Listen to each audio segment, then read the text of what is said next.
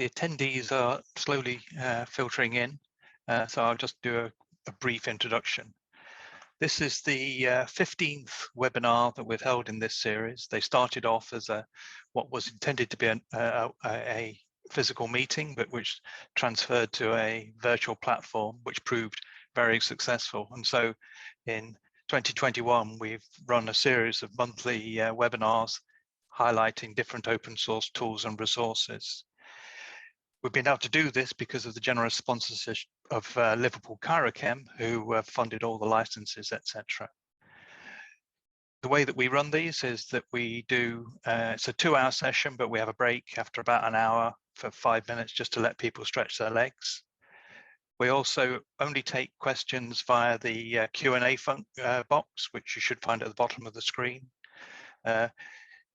I'll highlight these questions to Greg, who will respond at an appropriate time. We're also fortunate that we have Daria here, who may be able to answer 1 or 2 of the questions via text in the Q&A box. So without further ado, Greg, I'll hand over to you and let you do your presentation. Keep this. Let me share my screen.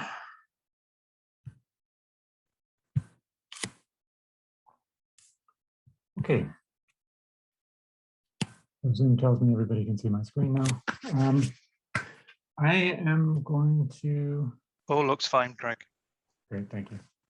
What we're going to do today is look at using the open source KNIME Analytics platform to do clustering of molecules. And what this is going to be is a little bit of mix of a small amount of theory of clustering, a very small amount of theory, but with pointers to more information, together with some practice of just taking a couple of molecule data sets and playing with different clustering methods and seeing what the differences are. And then in the end, we're going to switch to another workflow and do a somewhat more involved story. So if I can make my computer work, let me start with what KNIME is for people who don't know it. There's 2 bits to KNIME. There's the open source analytics platform, which is what we're going to use today. And then there's the server, which is our commercial tool. The analytics platform is what you use, probably if you've used KNIME before, and hopefully most of you have. It's what you think of when you think of KNIME. So it's this workflow tool where you put together nodes and use them to process and work with data. The server is a product that we sell for companies, it's something that can be used for collaboration and for sharing workflows and executing workflows remotely, etc. Building web applications and the like. We're not going to be talking about that today. Today we're going to be talking about just the open source pieces. We obviously think the commercial part is really important and useful. It's what allows us to do all the open source work, but today it's focusing on the open source tools. So everything that I will show you today will be based on free software and open source software. So let's talk briefly about what the analytics platform is. I said already, it's an open source tool for doing data analysis. It uses a graphical programming paradigm. So you have a set of nodes and data flows between those nodes. In addition to the kind of standard data handling, which is quite robust, we have special integrations for doing things like text mining, network mining, cheminformatics, which is what we're going to be using today, and then a bunch of integrations to other tools. And you can download all of this from our website. The workflows are made up of nodes. A node is an individual node performs a single task on a set of data. So input comes in, that's a table, 1 or more tables of data. Each of these inputs corresponds to a data table. The node does something, and then it has 1 or more outputs. And each of these outputs, these black triangles, corresponds to a data table. And you can pass this on to another node. So down at the bottom, there's an example workflow showing what happens when we read data from Excel. We can do some statistics on that. This is a view node, so you can use it to take a look at the data or look at the statistical summary of the data. The color manager, we can add color, then we partition the data into a training holdout set. We use the training set to build a decision tree. And we use that to make predictions on the test set, and we send that to the scorer. So basically, it's a fairly intuitive paradigm, right? Data flows generally from left to right, sometimes from top to bottom. If you want to build the workflows backwards, you can, but they look a little silly. But so data flows from the outputs of one node to the inputs of another. And that's the basic idea. It's worth noticing each node has kind of a traffic light underneath it that indicates its status. That traffic light can be red, which indicates that the node has not been configured. It can be yellow or amber, indicating that it has been configured and is ready to be run, or green, which shows that the node has been executed and everything is fine. If you get an error, then you get X across it. Right? It's clear visual iconography. KNIME has way more nodes than you're likely to ever use. So at the last count, we were above 4,000. So it has things for kind of almost anything you could think of for dealing with data. We have nodes for accessing data, for transformation, so for binning it, concatenating data tables together, joining data tables. We have a ton of nodes for doing data analysis and data mining and machine learning, AI, a bunch of nodes for visualization, and then nodes for deploying, for generating reports, writing things to database, or writing things to files. Today, we're going to do a little bit about data access, so just reading in some files with chemistry data. We'll do a bit of transformation on that to clean the data up and filter it down some. Spend most of our time in the analysis piece on the clustering, and then we're going to do some visualizations and work with interactive visualizations to interact with the data and choose clusters or molecules that we're interested in working with more fully. We provide a lot of technology of our own. We've written a lot of our own nodes and our own machine learning stuff, but we realize we're not going to be able to do everything within KNIME. And so we make a habit of doing integrations with other software whenever we can. So we have integrations with both open source and commercial software for reading external data, for doing reporting, for executing things in cloud environments or in big data Hadoop environments. We integrate with many of the popular machine learning and AI libraries that people are using these days. And then because we realize in the end, we're not going to be able to do everything, we have very flexible integration with both R and with Python. So if you can't do the data manipulation yourself based upon what's in KNIME or one of our integrations, you can always go into Python and do whatever data manipulation you want there and have that fully integrated in the KNIME process. And I'll actually show you that in the workflows that we're doing today. Good. So what we're going to do today, do a very brief introduction to clustering molecules in KNIME. I mentioned we're going to be looking at a workflow. This is the one that Chris sent the link around to, in a slightly modified form. We're going to look at that workflow, play around with it a little bit and see what different clustering algorithms do, see what changing the parameters do. And then once we've done that and have a sense of how things actually work, we're going to move on to a somewhat broader use case, which is taking a large group of molecules, clustering those to find, ideally what we're going to try and find is a set of molecules that are on kind of the same chemical series, but find an interesting cluster in that data, and take the molecules from that cluster, try and find the scaffold, the common chemical scaffold across them, and then use that to guide our looking at the molecules and then pick a subset of molecules that we find interesting. So that's kind of the overall workflow. So we're going to read molecules in, get them cleaned up a little bit, do some clustering, and pick the cluster we're interested in, do this scaffold finding approximation, and then do a final selection by picking individual compounds. Some background for what we need to do along the way. So in order to cluster data, clustering is based on similarity or distance, depending on how you look at it, if you're in the inverse of each other. So in order to do the clustering, we need to have some way of determining the similarity between two data points. This is a typo. This should be 2, the number, not 2, the preposition.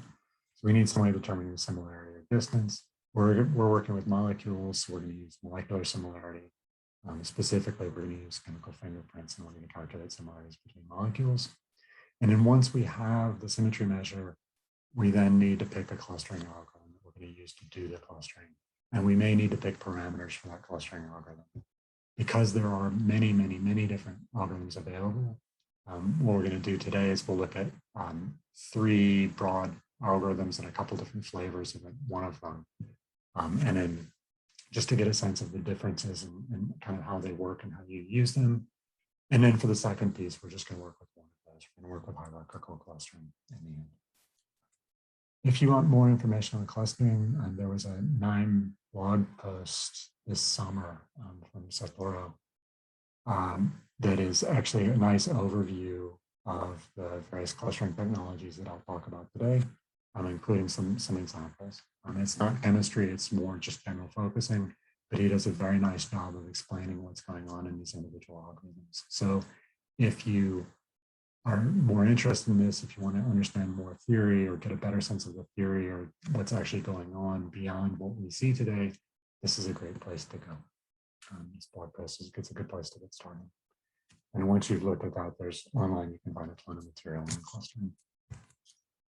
Okay, so we're going to look at 2 workflows. The first is exploring clustering algorithms. The second is clustering, cluster selection, scaffold planning, and choosing compounds. These are in the KNIME Hub, which is this public resource that we provide to allow you to share workflows with each other and us to share workflows with you. There is a URL down at the bottom. So this is probably the easiest one to type. tinyurl.com/KNIME RSC 2021. I'm going to leave this for a second so people have time to go follow the links. You're on that page. The idea here is, the idea of what I'm going to do in this workshop is you can download the workflows and the data that I'm using, so you can follow along in KNIME as I'm going through this. I think you'll get more out of the workshop if you do it, but obviously it's not necessary. So if you choose to, you can follow along. I think you'll get a lot more out of the workshop that way. Okay, let me show you what this looks like when you follow the link. So this is that page on the KNIME Hub. This is in my public space, shared with you. The first workflow is, sorry, this is actually the second workflow we're going to be doing. The one with the clustering and compound selection is here. The intro to clustering is in this folder. If you are logged in, which I am not, if you are logged in, you can download this whole folder, which I strongly recommend. It's the easiest thing to do. You can just click this link and it'll download a .knwf file. If you double click that file, it'll prompt you to import it into KNIME. And that's the easiest way to get all of this stuff into KNIME. Just to show you what you can do in the hub, so I can go to the clustering folder. This is what I sent you a link to yesterday, or what Chris sent you a link to yesterday. If you click on the workflow, you can actually see an overview of the workflow itself, as well as some notes about the nodes that it's using. And here, you can download this, or you can actually just drag the icon from here directly onto your analytics platform, and it'll download the workflow from the server, and you'll be able to run it in your copy of the analytics platform. In this case, it will not necessarily work because we're going to use some data files in order to get the molecules to cluster. It will not come with the workflow automatically. So it's better to download out here, just to download the particular file from out here. So what I'm going to do now is switch to KNIME, and we'll actually look at that first workflow, look at how the clustering works, and get a sense for how we work with this data. Before I do that, I'll take a quick pause and see if there are any questions. No questions at the moment. Okay. So let's go to KNIME.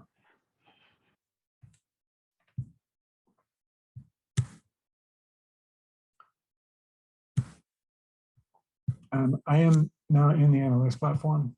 This is the open source tool. I need to do a little bit of messing around with Zoom in order to actually see my screen. What we have here is on the left-hand side is the KNIME Explorer, where I can see all of the workflows. If you have KNIME open, it probably looks different than this. I always customize KNIME to work the way that I like to work. So if you've opened KNIME and you haven't customized it, you have the KNIME Explorer on top, and then somewhere below that, you will have the node repository, which is the set of nodes that are available. I always do it this way in 2 tabs because realistically, you never need to see both of them at the same time, and this way I can see a little bit more. So this is just the way I customize KNIME. Here's my list of workflows. This folder is the one that I'm currently working in. And you can see the workflow that I have open. This is the clustering workflow. This is the workflow canvas. It's where the actual nodes are. It's where I do most of the work. Down below is the console where I see messages from any of the nodes or any error messages. And if I select a node on the right-hand side, I can see the node description, which is where you can get help about nodes. So many nodes have quite good documentation explaining what they do, explaining the options, explaining what their input and output ports are, etc. So anytime you have a question about what a node can do, you can always select it and read the description. This is also true if you're in the KNIME repository. So if in here you want to, see, I want to do structured data, JSON. I'm curious about what the JSON to table node does. I can just click on that and I get the description, a description of what the node does and what all the parameters are. So this description box is really quite important for understanding what's going on in workflows. So what I'm going to do right now is I would like to just look at the workflow itself so we can talk about that. So I'm going to double click on the tab and it will expand to fill all the space. So what we have, this is a fairly complex workflow. If you've downloaded the one from the KNIME Hub, you won't have these 4 nodes down at the bottom. That's something I did just about an hour ago, and I'm going to use that a bit later in this demo. But so you're going to have just this top piece. I'll walk through at a high level what's in the workflow, and then we'll go and zoom in and look at the individual pieces. So what we do is we start by reading in a text file that has a bunch of data from exported from Kemble. So these are compounds from patents that are in Kemble that have all been measured against a particular target. That target is Kemble 3833. So let's just go find out what that is.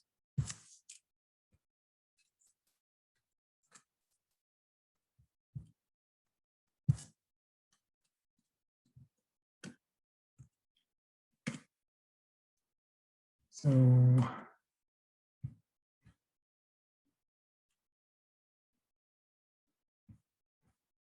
this is trace amine associated receptor 1 from rats. So this happens to be a target for which there's a fair amount of data from patents in Kemble. You can see what, oh, sorry, I'm not going to get into the details yet.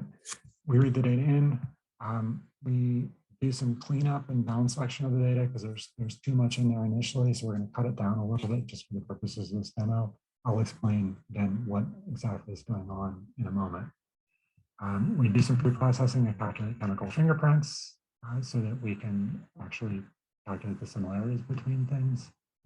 I'm going to make a lot of plots in 2D where the compounds are projected down into a 2D plane so that we can see the points and we can see what the clusters look like. And I do that via multidimensional scaling. And I'll say more about that later. And then at the end of the workflow, there's some visualization stuff. The first is visualization for looking at activity distributions. The second is for looking at the compounds themselves and that projection down into 2D. And then there are 3 different areas where we look at different clustering algorithms. So the first is hierarchical, the second is k-meteoroids, and the third is DBScan. So that's the rough overview. On the left-hand side, we're reading in our data, we're downsampling it, we're calculating some properties, and then we start the work. So we get the 2D coordinates so we can plot things, and then we actually start the clustering. So now let's go look at the beginning, start at the beginning, and see what we're looking at. So to get the data in, this is a tabular file. It's a text file that contains the smiles from Kemble. It contains the compound Kemble IDs, and then the measured values, as well as the publication date and the document that this is from. And this is just a data set that I put together for another purpose that ends up, I think, being interesting to look at for clustering. But I can tell you all of these documents are patents from Kemble, and all of the data are for compounds that were measured against this target 3833. And what you see here is the standard Kemble values for the Ki for these compounds against that target. And if I had started, if this was a data set that I had just exported from Kemble, there'd be a lot more data in this table, but I've already filtered this one down a lot because I was using it for something else. That's why I need to explain to you what's here. So what do? We read that in. Sorry, one more thing. I have told KNIME, so mostly it's pretty good about figuring out the types of the individual columns, but I told it that this string column at the beginning is smiles. So you can see it's got the SMI. When I selected this file, I told KNIME that the type here is smiles. It would be default to string. And this is just useful because now when I read the data in, KNIME knows what to do with smiles because we've taught it that if I read the data in, I can tell it to show me those molecules as molecules instead of showing them to me as smiles, which is always nice, right? It's nice to be able to look at molecules instead of looking at smile strings. Good. So these are what the molecules look like from these various patents. The data looks like. The next thing I'm going to do, this data set contains 690 molecules, and I want to maybe reduce this a little bit just for the purposes of the demo. And so what I'm going to do is start by taking the data and counting how many compounds I have from each patent with a group by node. So I'm telling it to group by the document Kemble ID and count the number of rows for each. So if we look at the output of that, these are the documents that are present. You can see there's 7 documents present. And this is the number of unique compounds for that. So the number of compounds per patent ranges from 13 to 317. Greg, there's a question that actually might be useful at this point. Can you show how you connect the file reader up to the data source? Sure. So what I'm doing here is actually let me start over again. I'll do a new file reader. So when I'm on the canvas, I can get to the workflow, this node repository. I can either click here to get to the node repository, or if I want to find a specific node, I can search for it. Search is control space, command space on the Macintosh. And that just opens the node repository for me to search. I'm now going to search for a file reader. Trying to type it correctly. I want this file reader complex format. I apologize for the naming of this. This is called file reader complex format. It's somewhat unfortunate, but it's what we're stuck with at the moment. So we're going to do something, I guess, complex in somebody's mind with this data. So how do I read it in? There's a number of different ways I can tell KNIME where to find a file. The first thing I can do is the usual of just clicking browse and finding a file somewhere on the local file system. I'm not going to do that here because I want to be able to share the workflow together with the data easily with other people. So what I'm going to tell KNIME to do is I want to express the path to this file relative to my current workflow. And I know that relative to my current workflow, there's a folder called data. It's up one level. Actually, we can just do it this way. So I'm going to go relative to my current workflow, and I'm going to browse. So this is the folder with my workflow. I'll go up one. I want data. And I have a bunch of files in here. I will just take, say, I'll take 2, 3, 4. And now I have this linkage between the current workflow and the file in a data directory. And now if I give this workflow folder to somebody else that contains the data directory and the workflow, everything will work for them as well. So that was how I established that connection. In this case, it's just reading from the data folder one above and the file Kemble 3833.txt. if I wanted another thing from that directory, I could click browse and pick one of the other files I have. Does that answer the question? That's good. There's a question. How did you get the 2D structures from the smiles? So how I got them to the display is when I show the table, if you right click on the header of the smiles column, you can change, it offers you this available renderers, and I changed that to RDKit 2D depiction. And when I do that, it shows me the drawing. If I change to string, then I get the smiles. So RDKit 2D depiction is going to be my default. I think actually, let me see, I think you can set this as a default.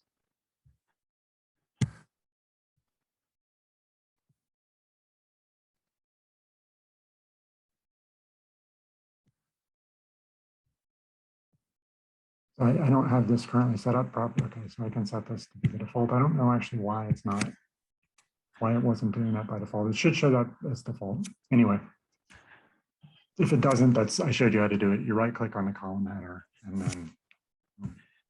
Greg, yep. There is also one more question, if it's possible, if you could show like how you basically drag and drop a node and connect the nodes between each other, if you have two nodes to connect to each other for the data flow. Okay, so I'll just. Thank you. This way, so I double click the node to add it. The easiest thing to do is if you have a node selected and you want to add a new node, you find the new node you want to add. Say I want to add a row filter.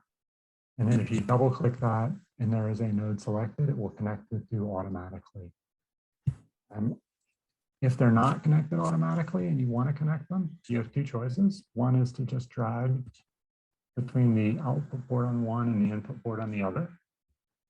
And that's the kind of graphical way to do it. The other way that's a little bit faster is if you select both nodes and then hit Control L for link, it will link the two. So that's Control L on Windows and Linux, it's Command L on the Mac. So that would be the other way to connect the two.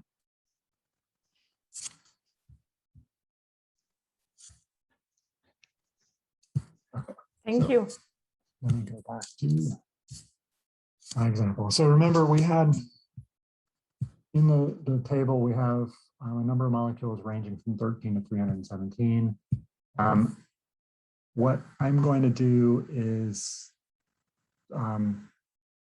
sort by that so that we have sort by the number of molecules. So we have a table where the number of molecules is descending.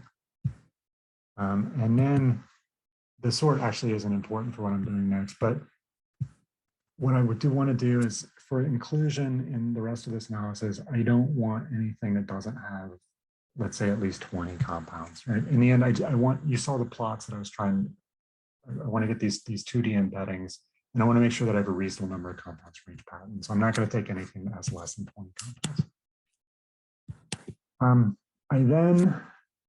That gives me a subset of the documents. So now I only have 6 instead of 7 documents. I've lost that one that has 13.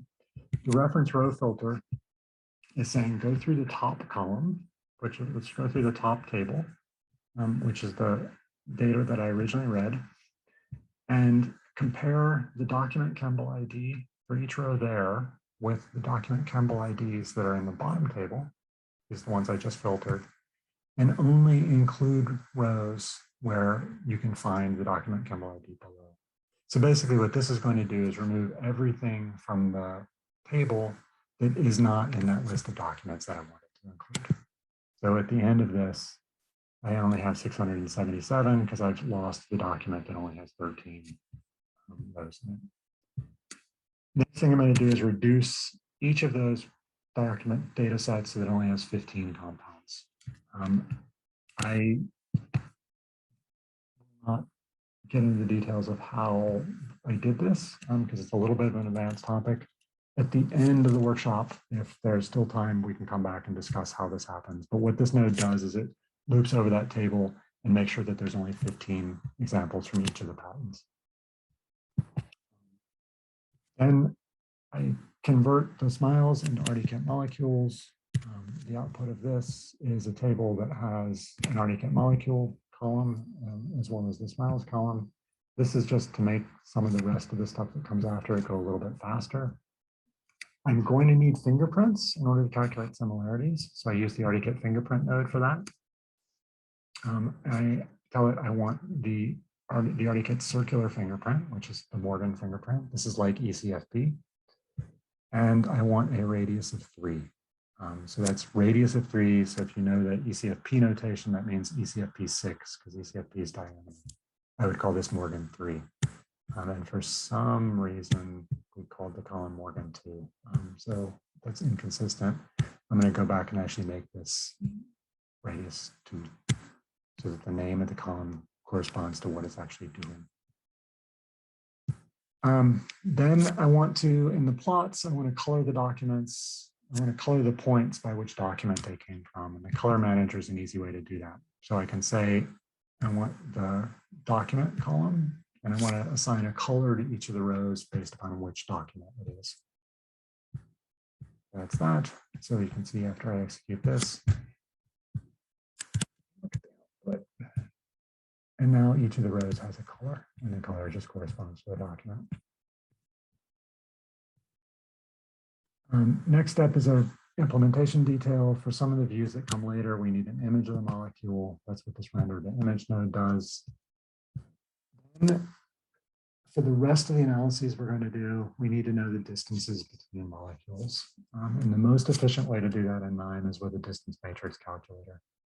So what I do here is I say I want to do Tanimoto similarity, and I pick the column that I want to do the similarity on. The only fingerprint column is available is this NFP2 fingerprint, so that's what it gives me as a choice. So this doesn't actually do a lot of work when I run it, but now I have on this gray port, this is a different type of output. This is a model port. This is a model that says, this is how you calculate the distance between rows in this table. And this also adds to the table a column that corresponds to the distance matrix. I can now use multidimensional scaling, or MDS, to look at the similarities between all of the molecules and project them into 2 dimensions. So this is a mathematical technique that attempts to take the distances between the molecules and put them into the XY plane such that the distances in the XY plane correspond to the original distances between the molecules. This is not perfect, but it works reasonably well. And for small data sets, this is a small data set. This is the best way to get these things down into 2 dimensions. For larger data sets, there are other more advanced methods, but for this small data set, this is a nice reproducible way to do things. I'd like to go ahead and, before going any further, I'd like to go ahead and look at what the results of that are. So let me run multidimensional scaling. And now let's actually look at some results. So this light gray box here is what we call a component. Greg, yes? I'm sorry for interrupting you. I think there is an interesting question actually about like why your nodes are green. So they have this green traffic light, and for attendees, they have the yellow traffic light. So maybe before we go into the components, you can just quickly. Okay, so the green ones have been executed already, and the yellow ones are ready to be executed, but have not yet been executed. So if I go to a node, for example, this math formula node, and execute it by hitting the play button, it's now green. So yellow just means it's ready to be executed, but has not yet been executed. So basically everything that is down, so I had reset the fingerprinter node at the beginning, or this fingerprinting node back here, because I changed the parameters.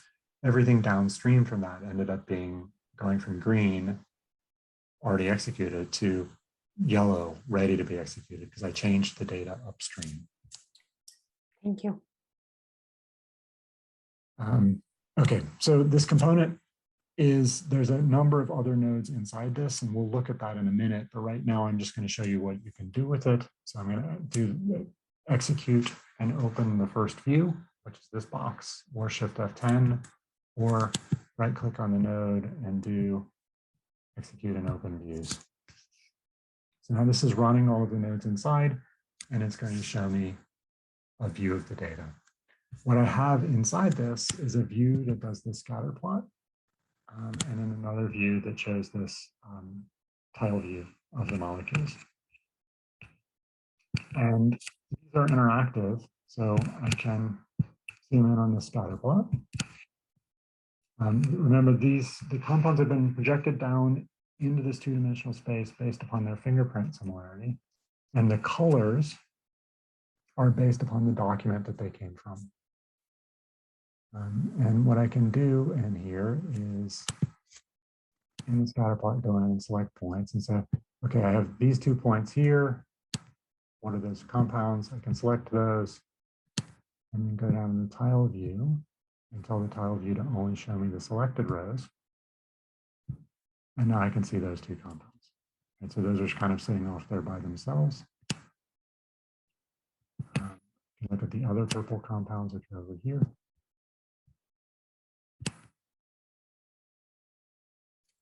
See, these are close to each other. The compounds are actually reasonably similar, which is what you would hope.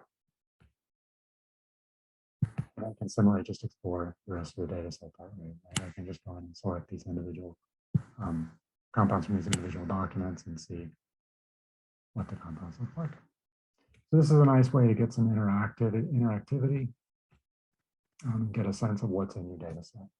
Right? And the component makes it very easy to do this. I'm going to show you that next, of how we made that view that had those 2 interactive widgets talking to each other. So I'm going to look inside this component. There are a number of ways to do that. I will do control double click, command double click on the back, and I'm inside it. The other thing that I could have done is, if you can't remember control double click or command double click, if you right click on it and go to component and say open, you see what's inside the component. And what we have here is, you can see there are 2 views, the scatter plot and tile view that we saw. And then there's a column resorter before the tile view. Look at the individual ones. So the scatter plot, if I open the view on this by itself by clicking open view, I get the scatter plot that we were seeing just by itself. I can do the same thing with the tile view. So there's the tile view, there's all the structures in it. And the fact that they are in the same component and derived from the same table, so that the same input connects them, makes it so that they automatically talk to each other when I open the component view. So they're both displayed and they are automatically talking to each other. So when I select in one plot, it's selected in the other, and I can do this, select this option that I showed you to select of show selected rows only, and then use the scatter plot to control what's visible in the tile view. The column resorter is an easy one. The tile view shows you the individual columns when you put them in a tile. It shows them to you in order, and I wanted the molecule drawing to be at the top, ahead of the additional data that is displayed. So I just moved in the column resorter. I just moved the molecule picture up to the top. That's basically that. The important thing is by putting the 2 views together into a component, I get this nice interactive view that allows me to select on one plot and have that selection propagate to the other. Okay, let's talk about clustering. So I'm going to show you the output of 3 different clustering algorithms. So the first is hierarchical clustering, the second is k-medioids, and the third is DBScan. Let's start with hierarchical clustering. This actually requires 2 nodes. So the first, I'm going to do the clustering. Let me just execute that. You see, for this small data set, this goes pretty quickly. If this was a larger data set, so if it had a couple of hundred data points or more than 1,000 data points, this would actually take a while. But with the small data sets, it goes quickly. And now what this does is it builds a tree.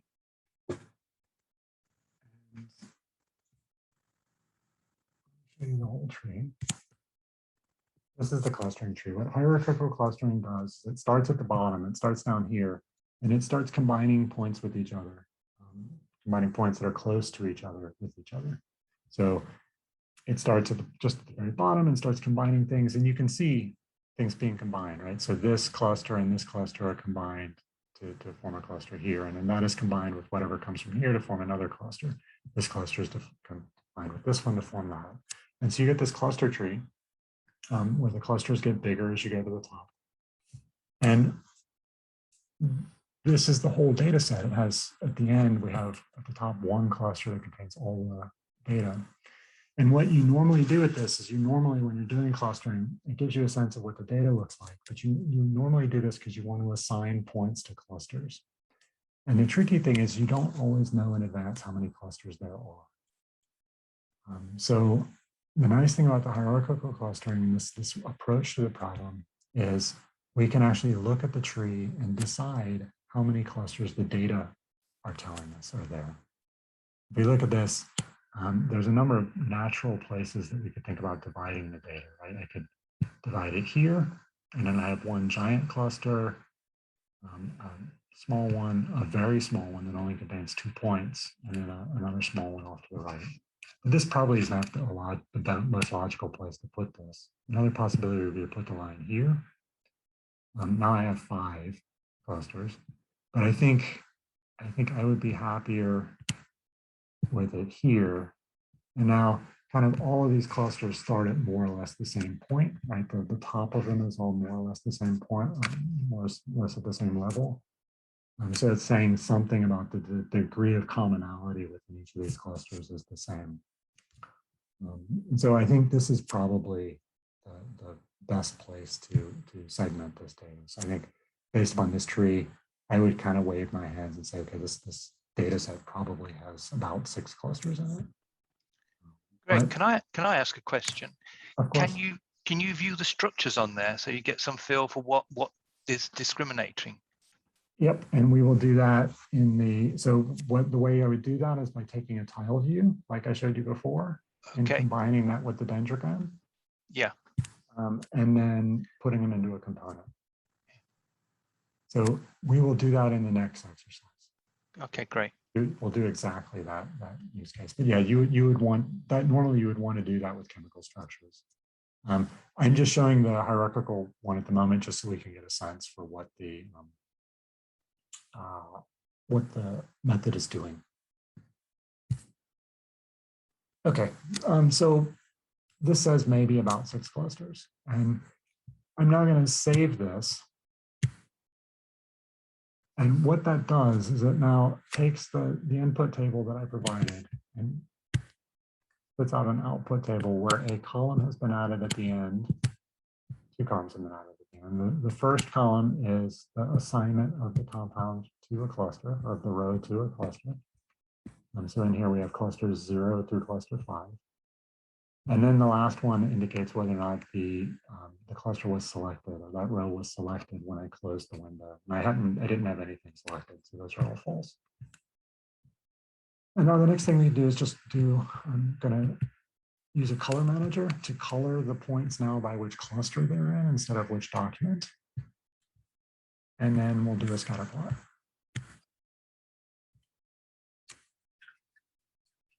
And now these are the same point coordinates we were seeing before, but now the colors are coming from the chemical clustering and not from which document things came from. And I'm actually going to show you this. So we can do this with this interactive plot for looking at the clusters. I am instead going to look at a Python view, because I think that this looks better. It's easier to see. This is not interactive, but we're not interacting with it anyway. So here's the same data, just plotted with matplotlib. I find this easier to see because the circles are bigger. But here you can see there's 1, 2, 3, 4, 5, and then this is that little cluster with 2 compounds that we saw before. And you can see this actually looks, that's a pretty good, I think it's a reasonable match of the data. And you could maybe imagine combining these 2 clusters with each other, but this is pretty good. So that's hierarchical clustering. There's a couple of other things we can change with this. Remember, the way we built this is by combining clusters with each other, starting from all the points are by themselves, combining them to form larger and larger clusters. You can changed the rule that's used for combining them. The KNIME node offers 3 choices, single linkage, average linkage, and complete linkage. In my experience with chemical data, average linkage is almost always the best one to use. So I always switch to this, but you can play with this. If you don't get a clustering that you like with average linkage, you can always just try one of the others and see if you like the clustering you get. It's important to remember when doing clustering, there is no right answer for clustering, right? It's you're doing this to organize the data, and you really need to look at the data and see if it's organized in a way you like.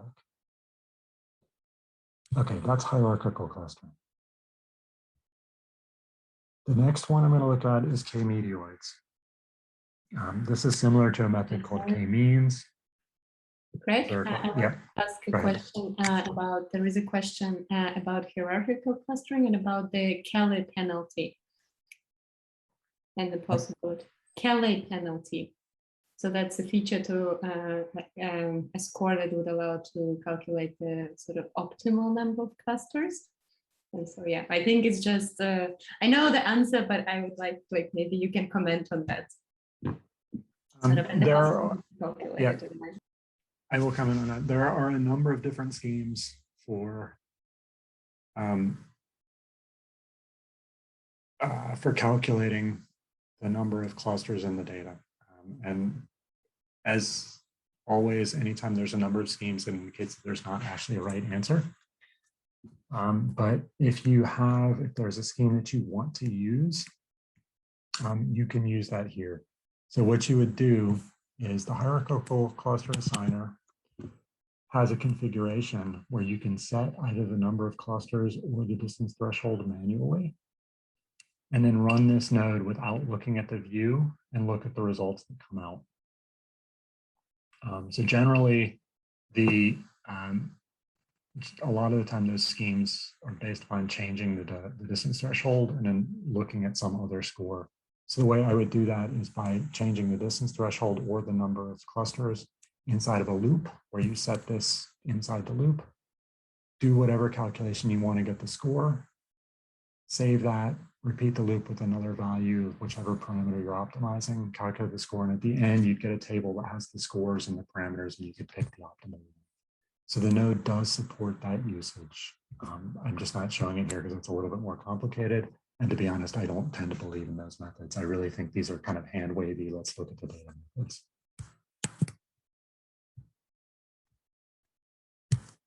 Okay.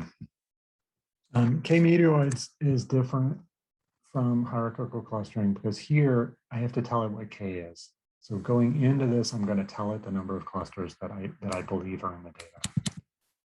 So in this case, we saw from the previous exercise that it looked like there were about 6. So I'm going to give it 6 clusters. After we look at the results of this, we'll come back and change it and see what happens. But I told us to do 6 clusters. Same thing, I set the color based on the number of clusters, and then we'll look at the Python views. So I'm just going to do execute and open views.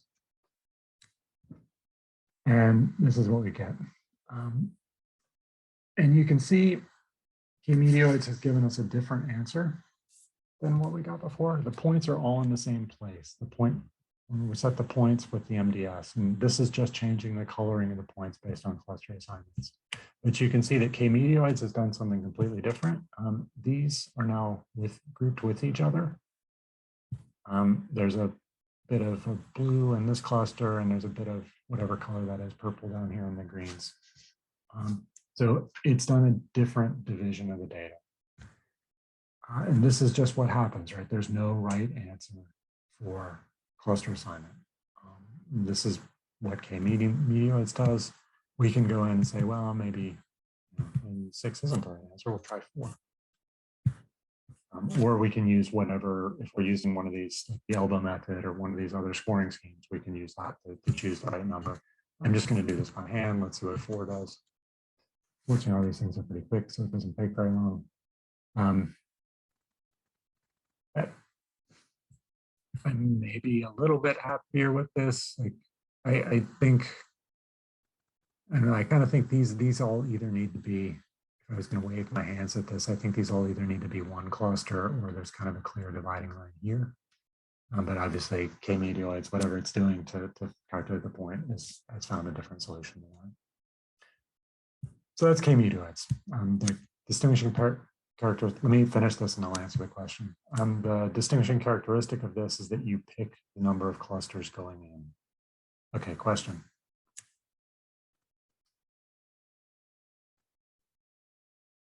Okay, I thought there was. There is a question, but that is related more to the configuration of the Python nodes. So because for, some people tried and they get an error, like couldn't start Python executable, no content environment selected. How is it? Yeah. I think we can get to that at the very end if there's time. I included the Python nodes here really just to be able to get those nicer plots. Getting Python working inside of KNIME, we have some tutorials on doing that, and that's the best way to do it. Again, I can show you how to do that at the very end if there's time, but I'd rather not derail the overview of clustering to get into Python configuration. I apologize, it's not possible to give you Python nodes, pre-configured Python nodes that will just work on your system. That's not the way things work yet. Okay, the next configuration. Greg, I was just going to make a comment about the sort of k-means type clustering. Yep. Isn't one of the issues that by defining the number of clusters, every molecule has to go into a cluster somewhere, and so you often end up with a cluster with a lot of very similar compounds and then one sort of outlier that just doesn't fit anywhere else. Yeah, I mean, you are picking the number of clusters in advance, and you're not saying how similar things have to be in the cluster. Yeah. So if your number of clusters is too small, then you will almost certainly result in things being put together that definitely should not be put together. Yeah. And if the number is too large, then you're going to end up with things split apart that really shouldn't be split apart, right? Like if I go in here and make this 20, I'll just use this PowerPoint so it goes quicker. I'm going to get just something silly, right? This clustering doesn't really make any sense at all. Yeah. That's the risk of when you're setting K. And that is the nice thing about the hierarchical clustering piece. It requires this manual step, but at the same time, the manual step prevents you from doing something crazy. Like it's pretty clear from looking at this that there are more than 2 clusters in this data set. But at the same time, I'm trying to find the line for 20. That's also not the right answer. Yeah. Yeah, that's quite a nice way of showing it. I think this is really, anytime you're working with hierarchical clustering, I really think you need a widget like this in order to really get a sense of what the data are doing, because it can just make an enormous difference, right? But then there are times where you just can't do anything. Like this cluster of 2 compounds by itself, there's no way, I'm not necessarily comfortable with these being off on their own, but the only way that they ever join anything is if I go all the way up here and go to 2 clusters overall. So there are always compromises in this. Yeah, I presume those 2 clusters are the 2 points that are outliers on your scatter plot as well. Yeah, they're the 2 in the upper left-hand corner. Yeah. Okay. So the next one is DBScan. This one has 2 parameters. And to be honest, it's not really easy to explain what either of them is. So the nice thing about k-means is it's obvious what k is. DBScan is based on the concept of neighborhoods. I mean, if you want more information about this, that blog post that I referenced at the beginning is a great place to go. But this is based on neighborhoods, and there are 2 parameters. One is the kind of the radius of the neighborhood. It's related to the radius of the neighborhood, and that's what epsilon is. So that's how similar things need to be or how far apart they should be in order to be considered in different neighborhoods. And then minimum points is the minimum number of points that need to be in a neighborhood. And so you have both of these to play with. And it can take a while to get a reasonable looking clustering. So at the moment, if I remember correctly, the way I left these, the clustering is not particularly satisfying. Yeah, so this I don't think is really nice. As you can see, the points are all mixed up. So things need to be changed here in order to get this, get a more sensible clustering. DBScan is popular because it's really fast. Compared to the other methods, it tends to be faster than the other one. So it works quite well for larger data sets. And it's also an interesting one because if you have continuous clusters that are strange shapes, DBScan can recognize those. So if you have clusters that are shaped like a horseshoe or like a spiral, DBScan can recover those clusters, whereas k-meteoroids and hierarchical clustering tends to get you clusters that are more ball shaped. So it doesn't do well with the spiral type clusters. Anyway, you have the workflow. I think it's really worth playing with this to get a sense for what the various algorithms can do, particularly just with the hierarchical cluster assigner, getting a sense of when you run different data sets through this, you know, what do the results look like? How many clusters are inherent in the data? What do those clusters actually look like when you go down and do the MDS and look at the points? And then what we'll see again with the next workflow is we'll see how to actually get a view where you can use that hierarchical cluster assigner together with a tile view to look at the molecules that make up each cluster.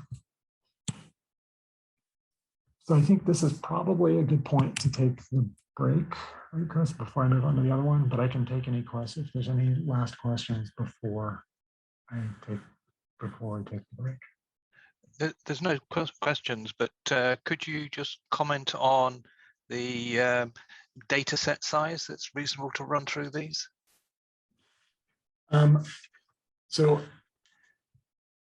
for this kind of more detailed analysis that we're doing, I mean, I took it down small just so it would go quickly. I think in general, MDS, I think will reach its limits. It's been a while since I did the experiment, but I think probably at around a couple of thousand or a couple thousand, it starts to really reach its limits. The clustering is kind of it's more or less in the same place. Like using these nodes, I wouldn't necessarily want to go above 1,000, 2,000 data points. The thing that's really super important is when you get up above a few hundred data points, the view for the hierarchical cluster assigner becomes more or less useless. Because if you think about it, your display is maybe, if you have a big monitor, it's a couple thousand pixels across. So if you have 2,000 data points and your display is 3,000 pixels across, you only have 1.5 pixels for each of the data points. So that hierarchical cluster assigner is basically black at the bottom. Yeah, very good point. So it's smart, right? You can, when you're in the view, you can zoom in, but I can zoom in on this to focus on particular areas, but it's not, like, this isn't perfect. If you have a really big cluster tree, it's hard to work with the cluster tree. That's when you want to start using some of these more automated methods to get a vague sense of how many clusters are there. Or you can just use the totally black hierarchical cluster assigner and see if at the high level there any natural structure. There is also a question, maybe once again about define smiles and smarts in the file reader complex format. So that could you show it once again, please?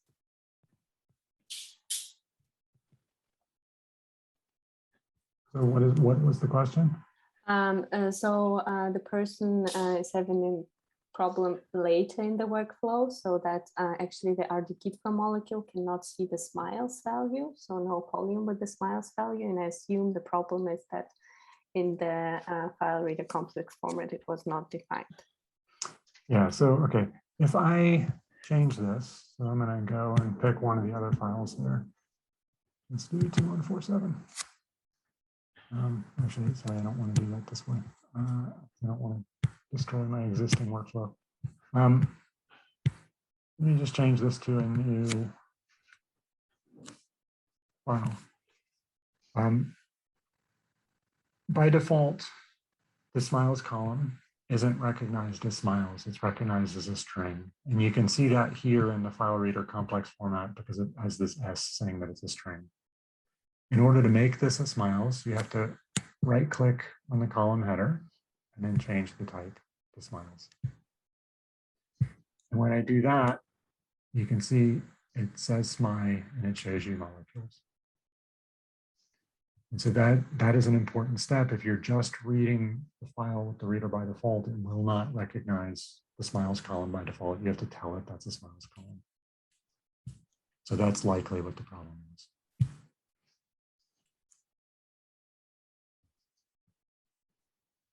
Other questions on this beginning part? Question, it just says server has a size limit too. I presume it's referring to the clustering.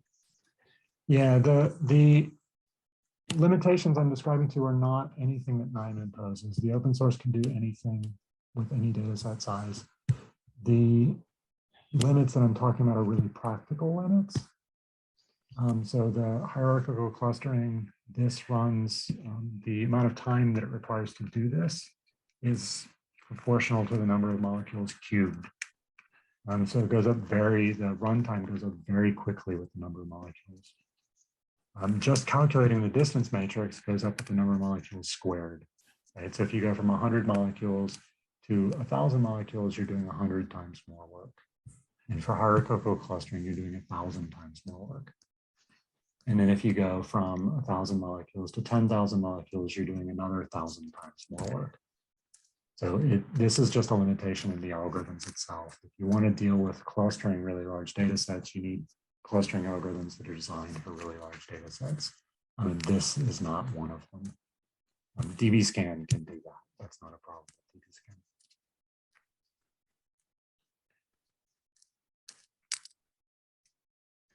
But if you're willing to wait, you can, if you have a machine that has 64 gigs of RAM and you're willing to wait a long time, you can cluster pretty big data sets in that, even in the open source.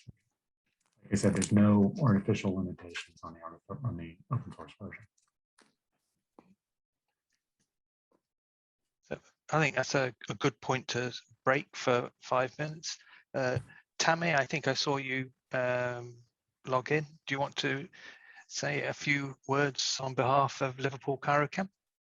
Yeah, thank you, Chris. I'm not sure why my camera's not connecting, so I'll just go on without it. Thank you, Greg, for the excellent workshop so far. I'm Tammy. I work with Liverpool Chirochem. LCC are proudly sponsoring this series of workshops as we understand the importance of these open source tools for chemists. Many thanks to the KNIME team for providing this platform and to all of the developers around the world who have developed KNIME nodes to add extra functionality.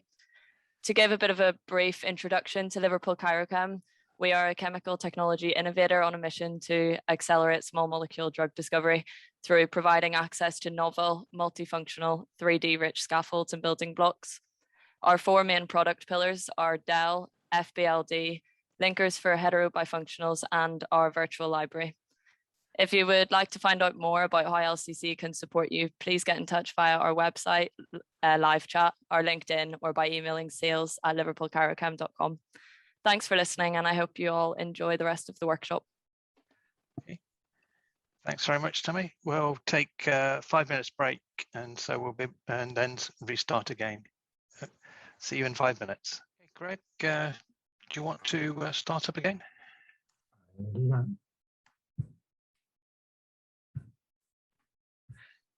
There is a question about, is it possible to integrate RShiny onto the platform? Or maybe Daria's answered it up. Looks like Daria's answered up by text.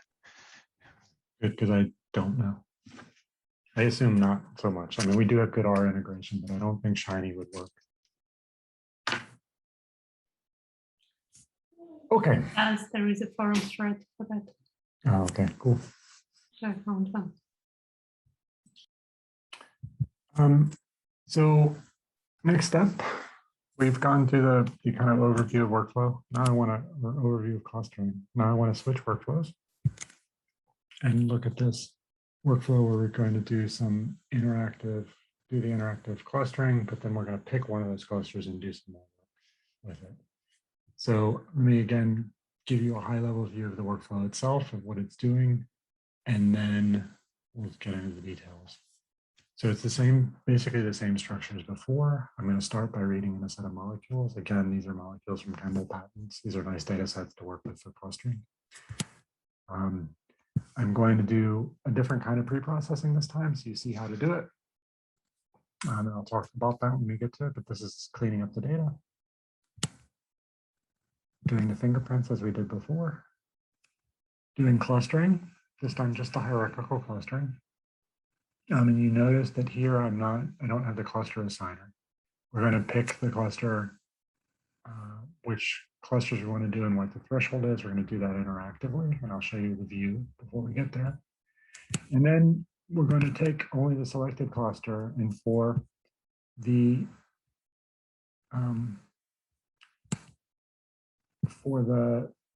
compounds in that cluster, we're going to do an estimate of the scaffold, the chemical scaffold, using a method that I tried on a bunch of data sets, and it seems to often do a reasonable job of reproducing what you would think of as the scaffold. It's not perfect by any means, but it's a reasonably good automated method for doing this. And once we've done that, we'll highlight the scaffolds on the molecules, and then there's a final view at the end where we pick the molecules we want to do more work with. So that's the overview. Let's go to the beginning. We have the same file reader complex format as we did before. So again, I'm reading another data set from Campbell. You can see this is structured exactly the same way as we saw before. It's from the same analysis that I did before. So I have SMILES, the compound Campbell ID, the activity data, when the patent was published, and then the document ID for the patent itself. It's worth pointing out another pattern that you may see in workflows. In this particular case, I have told KNIME that this first column is SMILES. If you're using, KNIME also has something called the file reader. So it's not the complex file reader, it's the simple file reader. If you do that, you can't select the type of these columns, but this is kind of sometimes better at guessing file formats than the other one. But if you do this, you end up with just string columns coming out. And if you want to get SMILES from that, you have to use this molecule typecast node afterwards. And here, I say take the column that's called canonical SMILES and actually make it a SMILES column. But after we've done that, what comes out of this is the same as what would have come out of the node above. Now we have a SMILES column in there instead of just a text column. So that's a pattern you may see. Before I get into the workflow itself, I want to show you the data explorer, because I think this is a really, anytime you're going in with for a new file or a new set of data, this is really just a good way to get a sense of what's going on in the data or in the file. So the data explorer it's really just a view. So I'm going to open the view on that. And this view has a number of tabs. The first one has, for all of the numeric columns, it has some statistics about them. So the publication years range from 2013 to 2016. And these are the properties of those. So the fact that the mean year is 2015.4 isn't really helpful. Like, it would have probably been better if this had recognized that this was a new categorical column, not numerical, but it does this automatic. This is an automatic analysis. I can expand each of these if I want a little bit more, maybe more interesting. I'll do it here. I can expand this if I want a little bit more information. So for the standard value, it ranges from 0.5. This is in nanomolar. These are Ki values in nanomolar, from 0.5 nanomolar to 30,200 nanomolar. The mean is 700, standard deviation 2,000. And you can see this is the histogram, the distributions across that. So this is a nice way to get a sense of what's there. For all of the nominal columns, like compound Campbell ID, standard relation, you can see there are 3 different standard relations in here. So the value from Campbell can either be equal to what's reported, it can be less than what's reported, or it can be greater than what's reported. And then these are the documents that are present in that particular set of patents. So there are 19 different patents that are represented here. So the data explorer, it's just this really simple way to get a sense of what's in the data. I think it's quite useful, and I wanted to show you that.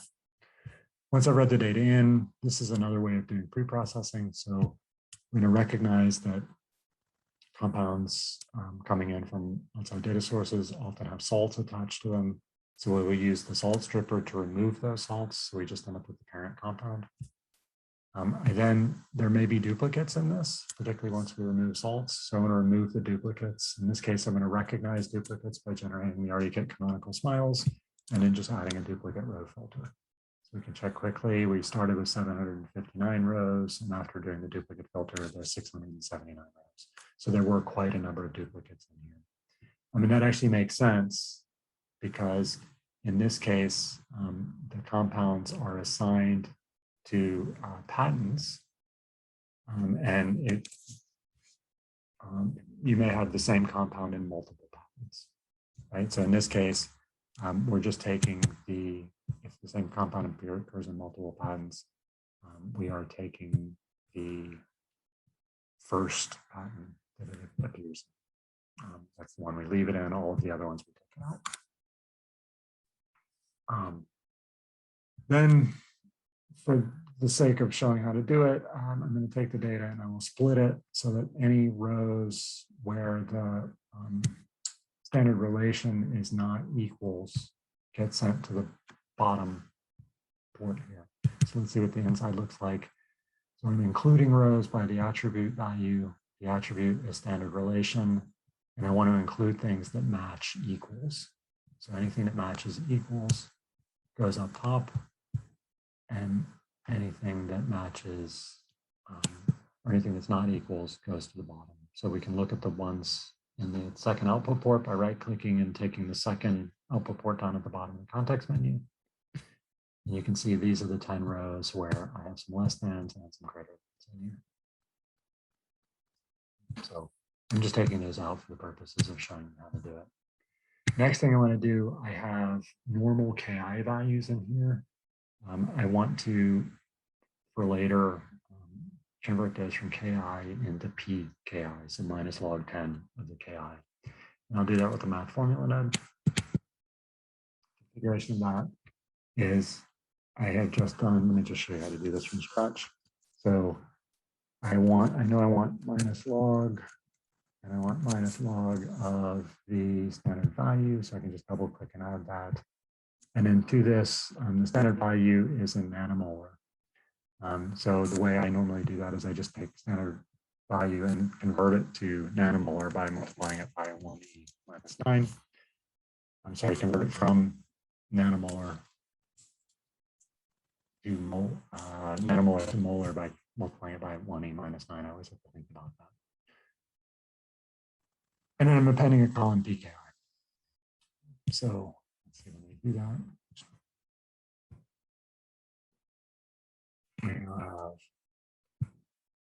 In our output there, there's this PKI column at the end. And because I always have to think about that I have the signs right, I always just go and check and make sure that the PKI values match what I expect. So I know that this is less than 1 nanomolar.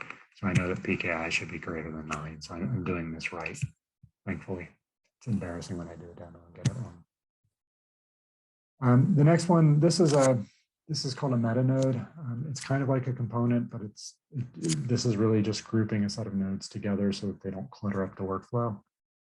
I can double click on this to open it up, and you can see what's going on inside here is the same work that we saw before. So I'm calculating some descriptors. Well, before we were just doing fingerprints. Now I'm calculating some descriptors with the already get descriptor calculator. This can calculate a bunch of different descriptors, but for this analysis, I'm only calculating a few kind of more interpretable ones. And then I'm doing this thing that I unfortunately have to do of generating, using rendered image to generate images for use in a later views. Let me let that run. The next thing is to calculate the fingerprints. Again, let's see if we have the same mistake in this that we had in the other one. So I'm doing the Morgan fingerprints, and okay, it's radius 2. That's what I was looking for. It's worth pointing out there are a variety of different fingerprints available from this node. I mostly just use the Morgan fingerprint for things like this because it tends to be that a high Morgan similarity does track with what I think of as a high chemical similarity, and real chemists tend to agree with that. So generate the fingerprints. Next thing is what we saw before. Do the bit vector distances to get the Tanimoto distance matrix. Do the clustering. You see this is taking a little bit longer now because I have 700 data points, almost 700 data points. And now, again, this is a component. There's a number of views inside here. Let me show you what the component does. And then we can go inside and look at how it does it. So, and click execute and open views. And what I'm going to get out of this is a fairly complex view. So up top is a parallel coordinates plot, which I'll explain in a moment. Then we have the hierarchical cluster tree. And down at the bottom, there's a tile view. So some stuff I can do with this. I can, as before, I can move this around and just change my cluster threshold. So now I have 9 clusters. I can select a cluster. Now, because I'm doing the view, this is now showing me the points in that cluster, or the compounds in that cluster. You see there are 37 of them, so I can just go to the next page. And you can see these are in fact related to each other. These compounds all do have some structure in common. Oops, wrong button. Let's go back into that. Similarly, I can select other clusters to look at those too. So look at this one. And again, I have a set of structures that are related to each other. I am not enough of a chemist to actually remember the nomenclature for this. Chris, maybe you know what this 6-member ring is called? Not off the top of my head, I'm afraid. Oh, you're supposed to be a chemist. Come on. Anyway, these are all clearly related to each other, and then you can see that that common ring they're all linked to a thiophene. Anyway, we can use this to set the number of clusters as we saw before. Right? This seems like, I can imagine moving this up a little bit. So we have, instead of maybe combining, no, we can see if these two belong to each other. So let's see. You can see if I move this red line up a little bit, these two clusters will be merged into one. So let's look at them. Okay, that's the one. And this is the other one. I think I'm going to go ahead and move this up and combine those. So let's move this up and make those one cluster. Okay. What I would like to do though, okay, now I know why I didn't do that. See, the problem, this is always the problem with setting these global parameters. If I move it up to combine these two, it also combines these two clusters with each other. And I remember when I looked at it before, not being thrilled with those being combined. But actually, I think I'm okay with that too. So I'm just going to move this up. And select these. The other thing that's here is the parallel coordinates plot, which I haven't talked about a lot. The team at KNIME really likes to laugh at me because this is my favorite plot. I really find this incredibly useful for looking at multidimensional data, as long as there aren't too many dimensions. So let me explain to you what this is. Each of the lines in this corresponds to a single row in the data table. So in our case, a single compound. And then the verticals correspond to the columns in the data. So this is the S log P for this compound, and this is the TPSA for a compound. This is the average molecular weight, number of rotatable bonds, H bond donors and H bond acceptors. And then over here, we have which document they came from. The super cool thing about this is that it is interactive. So I can go in and select along a particular axis and just select things from that document. And I can select on multiple axes at once. So if I want things on this, let's say from this document where they have a reasonably high PSA, I can kind of do this combined selection. And so now I have a smaller number of rows. We can see where those are in our cluster tree. That's a little bit, they're over here in the cluster tree. They're all together in the cluster tree over there. And then these are the compounds that I selected. So again, all of these interact with each other. This is just a nice thing that you can do with the parallel coordinates plot. You can also use it to find regularities in the data. So you can rearrange the axes. And you see interesting things like in this data set, there's not a consistent relationship between log P and molecular weight. So there's a fair number of, clear this section on this axis. There's a fair number of high log P compounds where they are not the highest molecular weight. And then there's a set of section here. Oh, I have a section here. Okay, let's go up into this window top. There's a set of high molecular weight compounds, some of which have quite good log Ps. So we have data sets with high molecular weight and low log P, as well as high molecular weight and high log P. We get onto the bottom and see if there's all our low molecular weight compounds tend to have fairly low log Ps. Anyway, I'm not going to do this forever. Daria is, I'm sure, laughing at me at the moment. I really enjoy this plot for exploring data sets. Let me turn this off and go back to what I had selected before. We're going to go back, and for the rest of this analysis, we're going to take a set of points from over here. I'm not going to actually do the selection. I'll just close this. So what came out of that is I selected a particular cluster threshold and a set of compounds. And what comes out is, again, we saw this before, it's an assignment of the compounds to cluster and then whether or not they were selected. And you can see what's different now is selected. Okay, let's go back and try that again. I forgot to select something.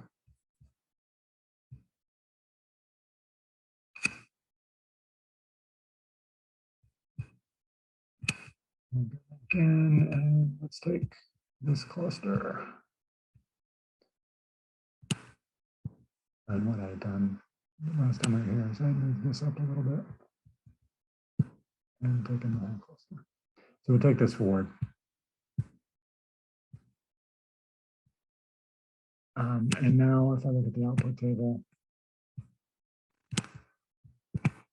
there will be some points here that are selected. And I have this row filter, which says, okay, just keep ones where that selected column is true. And this allows me to interactively, in the view you saw, change the rows that are in the table, right? So going in, I had almost 700 rows. And now after doing this selection in the view, I can now turn that into a modified version of the table in KNIME itself, and I'm down to 86 rows. For each of these, I'm going to do this estimate of the scaffold. This analysis can take a little bit because this maximum common substructure calculation is fairly expensive. While that's running, let me tell you what I'm doing. So this is calculating the maximum common substructure for the molecules in that set, so for the 70 molecules in the set. But the variations and the standard maximum common substructure algorithm that I'm doing is I'm requiring that partial rings cannot be in the substructure. So if the maximum common substructure includes only part of a benzene ring, it won't match. So only complete rings are allowed.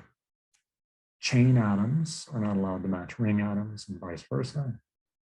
I'm allowing any atoms are being compared not using their atomic weight. So nitrogen can match carbon and bond types can match each other. So if I do with this set of parameters, a benzene ring and a pyridine ring will match each other. And we'll get both of those. With the common substructure will be the 6-membered ring that has just any atoms on each of the corners. And then the last thing, in order to get, this is something that I found seems to work reasonably well, in order to have this do something that approximates a scaffold for an arbitrary data set, is I'm requiring the maximum common substructure, instead of requiring it to match all of the atoms in the set, I'm only requiring it to match 80% of the atoms in the set. And you can see this takes a while, right? So I'm been explaining all of this and it's still not done. The reason this is taking so long is the combination of these being compare any, but the real reason it's taking so long is with this threshold of 0.8, it really makes this a very expensive calculation. But when we're done, hopefully we'll have a maximum common structure for this that we can work with. There is a timeout on this, so it takes at most 5 minutes. And we're not going to wait 5 minutes for that to actually go, I hope. But I'll let this continue running. What we're going to do at the end of this, once that finally finishes, is use that as a query, the maximum common substructure I find. We're going to use that as a query to remove, remember this only has to match 80% of the molecules. We're going to use it as a substructure query to remove atoms from the table that don't match the query. So that's what the substructure filter is doing. You can see it's kept 74 rows. So there's 74 molecules that contain this estimated scaffold, and then 12 that don't contain the estimated scaffold. Molecule highlighting. I'll just show you, it's easier than explaining. Molecule highlighting is going to give you a picture which has the scaffold estimate highlighted on each molecule. So let's look at that. That's what we have over here on the right. So this is the commonality across this data set, is this substructure. And if we look at the compounds, I'm reasonably comfortable with calling that something like a scaffold for the data set, right? You wouldn't include this 5-member ring because there's also a 6-member ring. You wouldn't include this phenyl because here it's been replaced with a more complicated cycle. So that's something it's a reasonable commonality, and it's something reasonably rigid. Once we've done that, now the next step is to pick some compounds. Again, I'm going to show you what this view does before showing you what's inside it. Again, we have another parallel coordinates plot, and then there's a tile view.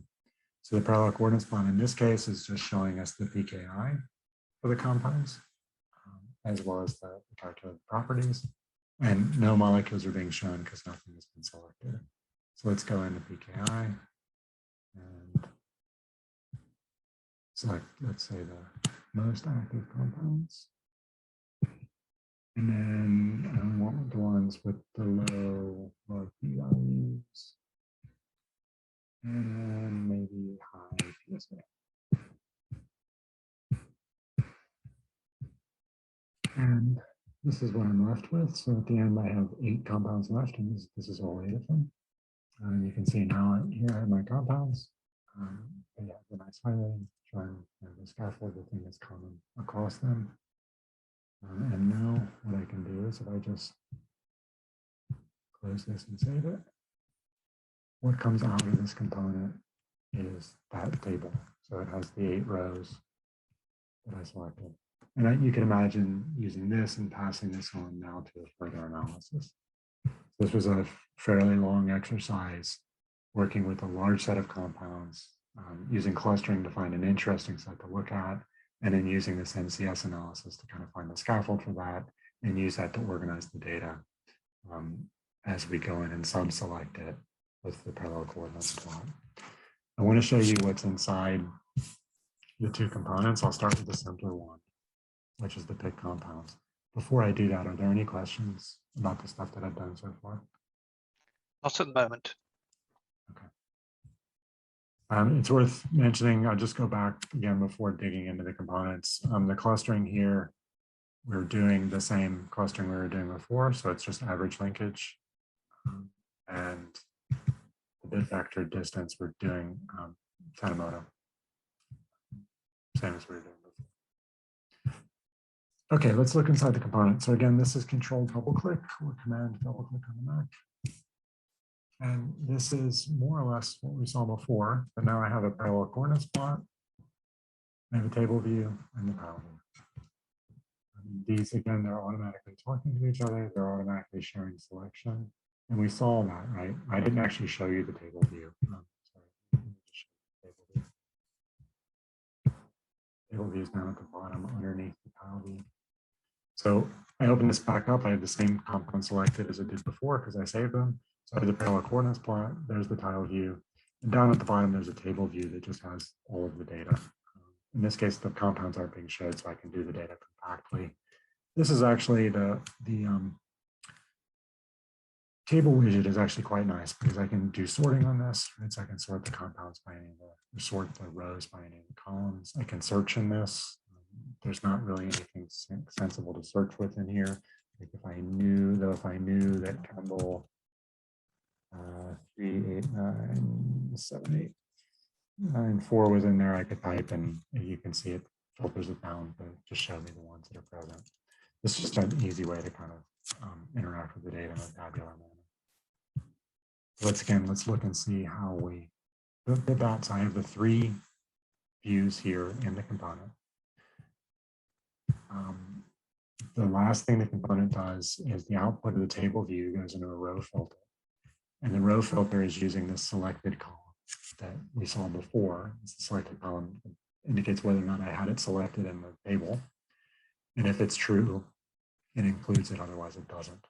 So that's what gets passed to the output port.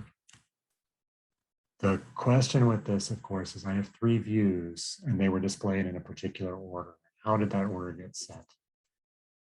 The way I did that, there is a default order, which is determined by these node IDs. So this one is lower numbered than this, so it comes at the top, and then this one would come, and this one would come. That's not generally useful. So the way that you change that is using this.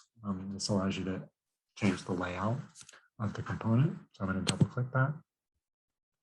And what I see now is a very rough sketch of what the final layout is going to look like. So I have here parallel coordinates plot, tile view, and table view, and I can just drag things around. So if I want the table view on top of the tile view, I can just drag it and place it. If I want to add a row where I have the table view in one column, see if I can actually make this work. Yeah, nice. I can't actually make that work. This way. So I put the table view there, and then I'll put the tile view next to it. So now I would have a view with the parallel coordinates with one at the top and the table view next to the tile view. So let's go ahead and actually confirm that it does in fact do that. This is not going to be particularly useful, but it's possible. So there we go. So that you can do the layout very simply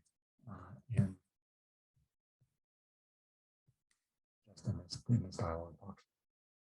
So I'm going to go back to what I had before.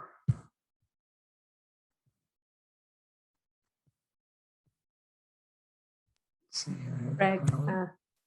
while you are on like the layout and then in general on the components, like view sort of inside the component, could you then comment on the row filter? Because yeah, it node creates an empty data table. The row filter will create an empty data table if there's nothing selected in the view. So if I run the view, let me open up the view. If I have the table open and I don't select anything, so I have show selected rows only selected, and there's nothing selected. So there's nothing selected in this table. If I do that,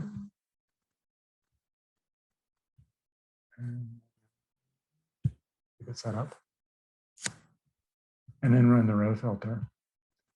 At this point, I get this warning saying that node created an empty data table, and that's because the row filter is only including rows that were selected, and I didn't select anything. So if I want that to go away, I need to actually go in and select some rows. Oops, keep the wrong button. I need to actually go in and select some rows, and then that will go away.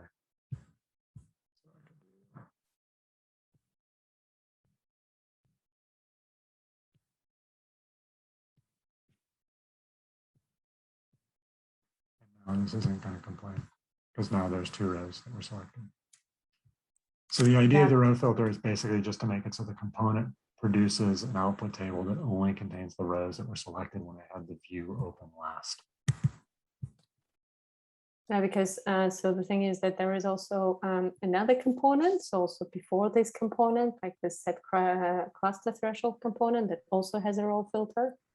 And so when you interact with this component and then nothing is selected, then of course the row filter, if nothing is selected, then you do further MCS and so on, everything will clash. Right. And so the set cluster threshold also has this component after, or the node after it, that only does selected rows, right? So if you don't select any clusters in set cluster threshold, this is going to produce an empty table. And then there's nothing downstream from it, nothing works. Any other questions about the basics of this? Let me go back and pick the compounds I picked. There's an interesting question about the MCS. How does it handle different resonance structures and tautomers? So it doesn't do anything with those. Whatever is present in the data set, it uses. Presumably you could standardize structures earlier in your workflow. Okay. So in general, KNIME nodes don't, they expect that you're going to be explicit about that. So if you wanted to, if you cared deeply about tautomers, you would put something at the beginning, the standardized tautomers, before you go into the workflow. Yeah. Okay.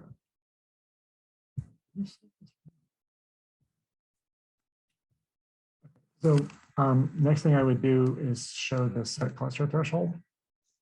Are there any questions before I do that? Okay. No, you've answered everything. So this, what's in here shouldn't be, this has a annotation that doesn't need to be there. What's in here shouldn't be a great surprise, right? There's a hierarchical cluster assigner. Remember, that's, well, let's go back and look at the view so we can remember what's inside that. So the set cluster threshold has this wonderfully complicated parallel coordinates plot up at the top. And then the cluster assigner, and then the tile view. So this is what we're trying to achieve. And the way we do that is by having a component that has those three things in it. And so it has parallel coordinates plot, the tile view. Remember, the tile view shows the columns in the order in which they are in the input table. So I use a column resorter to get the columns reorganized of the molecule pictures at the top. And then I have my hierarchical cluster assigner, and that's basically it. The thing I haven't shown you yet is how you create one of these. So I've shown you a bunch of things that have the components in it, but I haven't shown you how to create one. So let me do that now.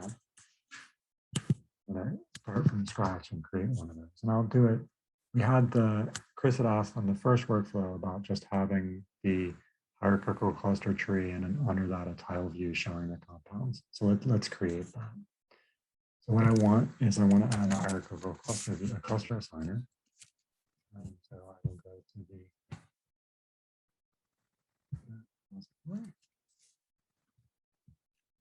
and find my hierarchical cluster assigner. And connect that to here. And I need to get the rows that it's going to work with. So it's going to work with these. So select two nodes, hit Control L, and now the other thing I need here is a tile view. So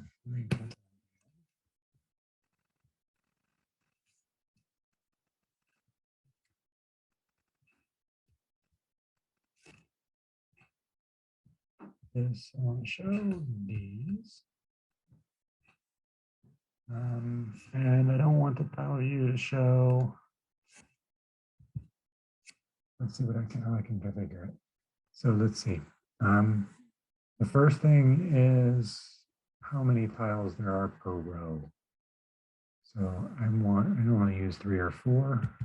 I'll switch this to 4 tiles per row. So that's 4 across. I need to tell it what the title of each tile is. So I use the compound Campbell ID for that. And now I need to tell it what shows up in the tile. And if I include everything in here, it's going to be a mess. I won't be able to see anything. So let me get rid of all of this. And we want the molecule. I'll just leave it with the molecule for now. Actually, someone needs to demonstrate a couple of points. I'll also have the PKI. So now I have the cluster assigner, I have the tile view. I can run this and look at the view. And I can run this and look at the view. But I want the two talking to each other. So how do I do that? I need to get them into a component. And the way I get them into a component is I select them. Just like all the things I want to go in the component. I right click and I do create component. Tells me it's going to reset the nodes. Sure, I'm okay with that. And that asks me what the name is. So let's see, cluster. And now I have my component. I can now just execute that and open the view. And I will have my cluster tree on top of my piles. And let's see, I can look at these components. And let's see, that's two of them, but I'm seeing too many compounds here because it's showing all of them. So let me fix that. Say, show me the selected ones only. That's good. So now I have 10 of the 37 I'm seeing, one of the other ones in that cluster. I'll do the rest of the cluster. That's all you have to do. Right? So these are now the two visualizations are on the same page talking to each other. And I can now use them in my workflow.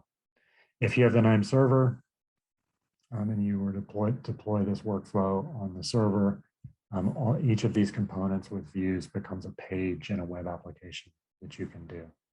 But we're not doing that today. So this is really, we're just going to use it here to control, to get these linked views and to control the execution as we're working our way through the more complicated workflow.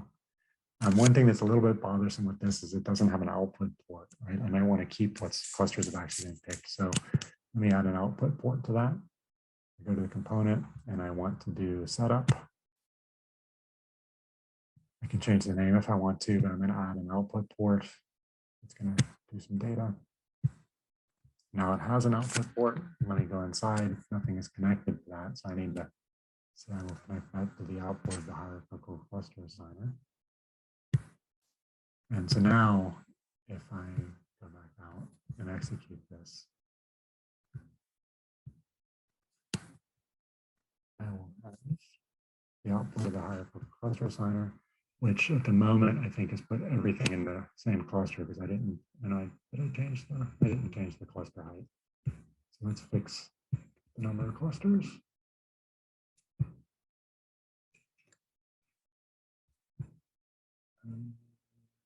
Let's see. So we want more than 0 clusters for sure. Let's go with these 5 clusters. Output now. See, I have the cluster assignments on the output. I'm curious about how many compounds are in each cluster.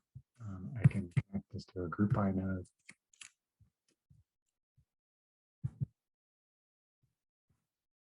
Actually, let's do this the more graphical way. We can just do a pie chart.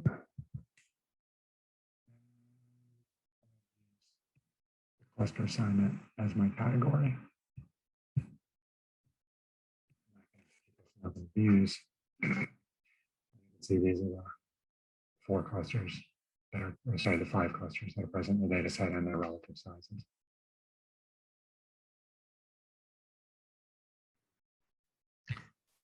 I think one last thing you could perhaps have is a show how to write those to a file. Write the output to a file? Yeah, say to an SDF file or something like that. Sure. So I'll take the compounds that I selected from before. That's a good idea. Let's say I want to put these in a we can do a couple different things. So start with an SDF. So I need an SDF writer. You can see if this works. Okay, so this is not confining because there's no column in the table that has an SDF value, a mole value, or a CICAG value. And those are it needs one of those in order to create an SD file. So we need to get a mole file in here. And the way we're going to do that is with an RDKit2 molecule node. And I want this between the pick compounds and the SDF writer. So I'm going to drag the node out and drop it onto the connection. And I'll just add it on the connection. And I want that to produce SDF as my output. Now if I do this, I now have the thing that it's going to use as the structure column. And I can add molecule titles. And now I'm picking what data fields to add. So let's add the compound Kimball ID and the calculated properties. And that's the rest of this. And now I need to tell it where to write to. So in this case, I'm just going to put it on my desktop.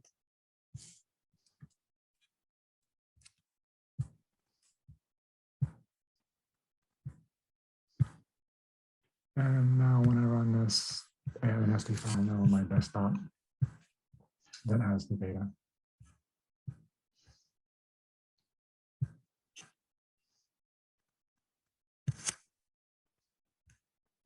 And you can see that compounds have the Kimball ID as their title and the properties that we ask them to write are present in these. So that's a chemical file format. People often want to write non-chemical file formats. So we can do that too. Maybe what I want to do is write a Excel file with molecule images in it. That's something people often like to do. So I need an image column for this. I need a PNG. I have this rendered image that we were using before. And I want to convert let's say I'll convert that highlighted MCS to a PNG. I want the PNG to be bigger than 100 by 100. Let's make it 250 by 250. Call it image. And now let's add an accelerator after that.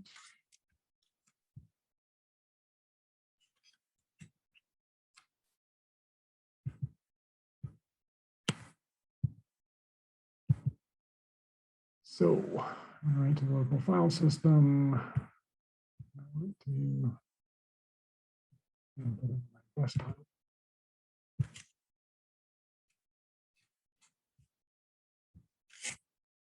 And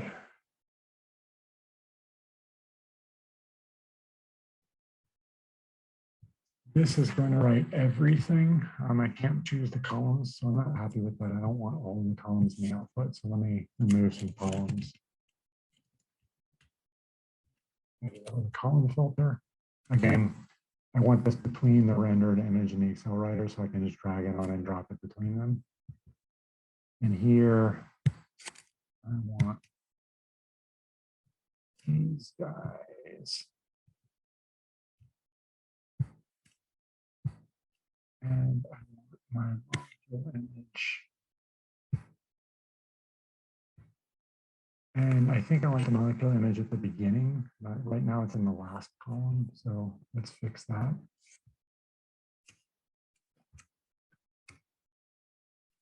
And I'm just going to drag it onto the connection. And I will take the molecule image and put that at the very top. Let's see if I'm happy with the rest of this. So I'm okay with the compound chemical ID next. Maybe move the smiles up a little bit. And let's put the activity up high too. Okay. Got that Excel file. And now I have my Excel file with my molecular images. And the nice thing, so the molecular image, of course, you can't turn back into a molecule, but I do have the smiles, so I can turn that back into a molecule later.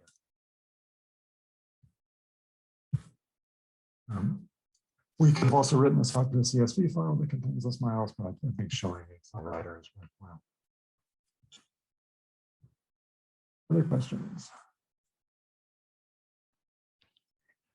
No, I think you've done a brilliant presentation. I think everything's pretty, very, very good. I think people are going to be quite keen to try this out. My screen still being shared. Zoom is completely freaked out on me. Oh, there it is. Okay. Great. So if there are no other questions, that wraps up what I have to show. Hopefully this was useful, give you a better sense of what you can do with clustering within KNIME, just in general. And also the bits about showing you how to use the interactive views was useful, because you can of course use that with anytime you do data analysis. It doesn't have to just happen when you're clustering data. You can do that with any type of data analysis. Have your tile view, which I find to be really useful, together with a scatter plot, for example, where you select points in the scatter plot. And the tile view shows you the points that you selected. It's just a nice, simple way to get these interactive visualizations that otherwise can be kind of tricky to get. So I hope that was useful.